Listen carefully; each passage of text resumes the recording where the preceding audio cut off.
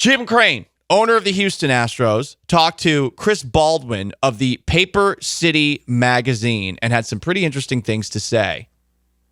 Remember those window comments that he texted to Mark Berman of Fox 26? He doubled down, quote, "I'm not worried about the window. I made a statement the other day that as long as I'm here, the window's open. So I've got to live up to that." I like it when Jim Crane puffs out his chest, puts on the varsity jacket. But in this same interview, he did give himself a little bit of cover from, I guess, people that are going to ask him, just how willing are you to keep this window open? Here's a little pandering that he gave to the fans in this interview with Chris Baldwin. Quote, "Listen, you've got 22,000 season tickets sold, and that's a lot of season tickets. I always tell people the fans are paying the bill. I've just got to administrate it properly, so I take it very seriously. Without the sponsors and the fans, we wouldn't be where we're at. We've got to always remember those people first." Imagine being told this, though. "I tell the players," continued Crane, "the fans are paying it, not me." What a great way to just shove responsibility off towards somebody else.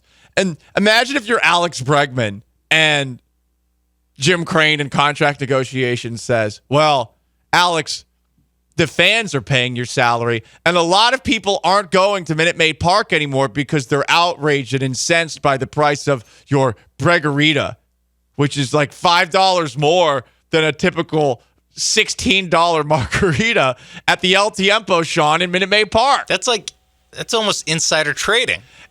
Honestly, it truly is. Bregman is selling a drink there, and the fans are buying that, which is making him money directly and indirectly because they're also paying for his salary. He's double dipping.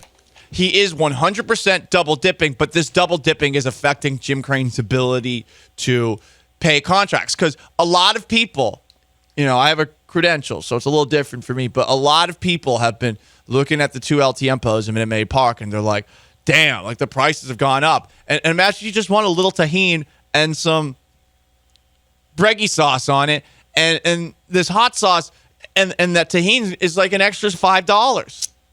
How are you going to be able to make your rent? So a lot of fans, they're seeing this, and they're not going to the games anymore. This is a known fact, or at least that's what Jim Crane could tell Alex Bregman. Instead of just not going to El Tiempo, they're just like, you know what, I'm out. If I can't have a $20 margarita, what's the point? Instead, it has to be a $26 margarita. What's the point? What's the point on these tickets?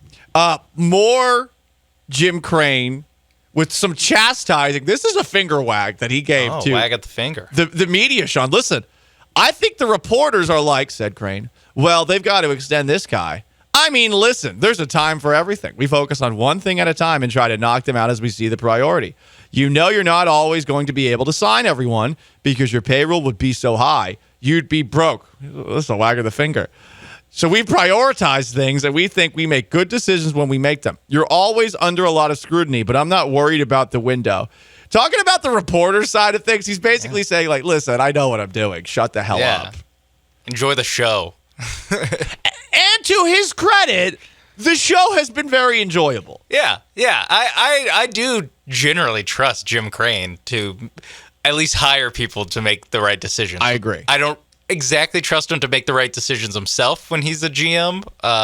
See last offseason.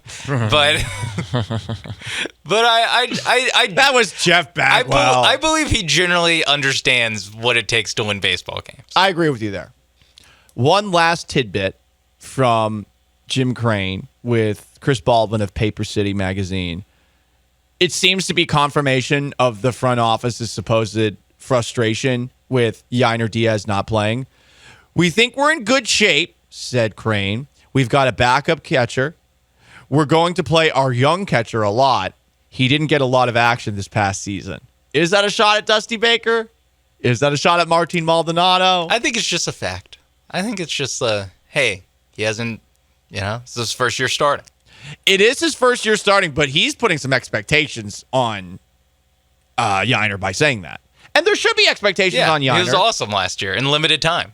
It was very limited time, and it drove a lot of people crazy. Now you're sending a shot at Dusty Baker. I'm not sending a shot at anybody. Okay.